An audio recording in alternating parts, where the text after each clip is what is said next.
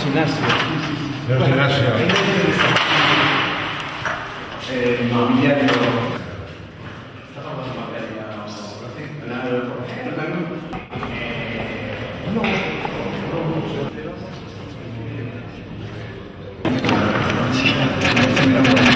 Bos días, benvidos a Cárcere.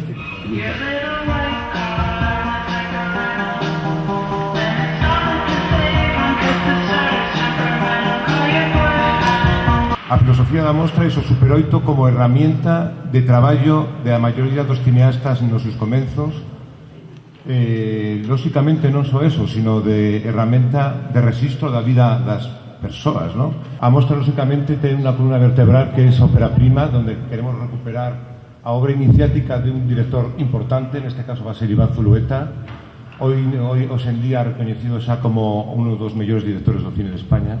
Para a xente interesada, as masterclass pues de alguna maneira nos acercarán aos procesos creativos dos artistas. Creemos que esa é unha das apostas fortes, tanto da organización como de os patrocinadores e os colaboradores, de buscar outras fórmulas de formatos de expresión cinematográfica. Unha mostra que un pouco pues, intenta dar unha volta de tuerca ao concepto das mostras de cine.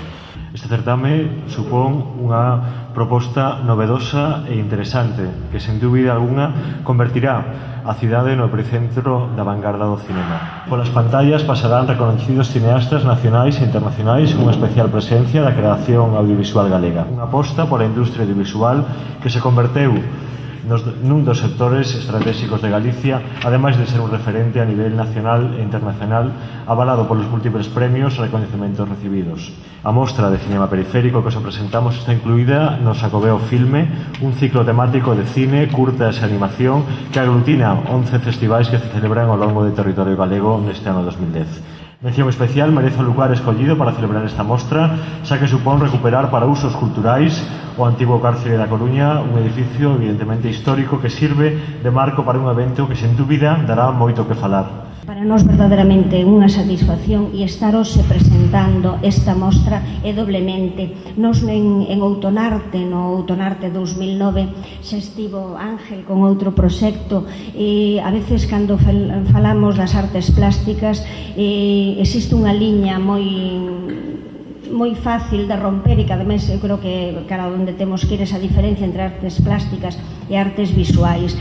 Por lo tanto, cando logo me propoñen esta actividade de Super 8, esta primeira mostra de cinema periférico, e buscaban un espazo singular e falando cárcere, nós aínda estábamos intentando que desde institucións penitenciarias nos permitiran usar o cárcere. Tivemos momentos de certa preocupación e de certa flaqueza. Este acto, aparte de íntimo, de entrañável, polo lugar onde se celebra, polo contexto no que se realiza, é un acto que ten moito de artístico, moito de cultural, pero tamén moito de reivindicativo, non? Creo que poñer unha pica no cárcere é decir que queremos que este centro, dende aquí, sexa o gran centro cultural. Por iso é tan importante o feito de inaugurar esta andaina, gracias ás xestións realizadas, con esta primeira mostra de cinema periférico. Por certo, felicidades polo cartel, porque realmente é unha maravilla e ademais é que condensa prácticamente todas as esencias do que a cidade e do que un pouco a historia tamén do Super 8, non? Esta actividade dos primeiros días de xunio, do 3 ao 6 de xunio, recolle o que é unha tradición na cidade da Coruña importante como unha tradición cinematográfica.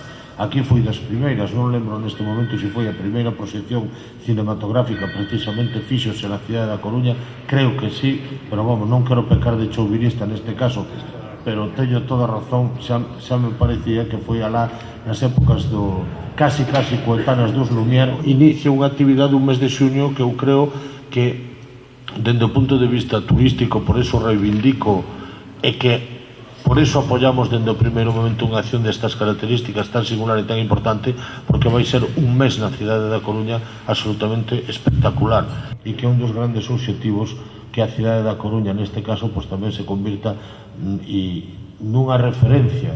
Creo que a recuperación do cine na cidade da Coruña é unha asignatura non pendiente, pero sí unha asignatura que dende logo podemos mellorar e creo que deberíamos mellorar de cara ao futuro. Eu pensei que xa non existían as máquinas e resulta que algunhas películas de Super 8 que tanto vimos e tanto vivimos, pois efectivamente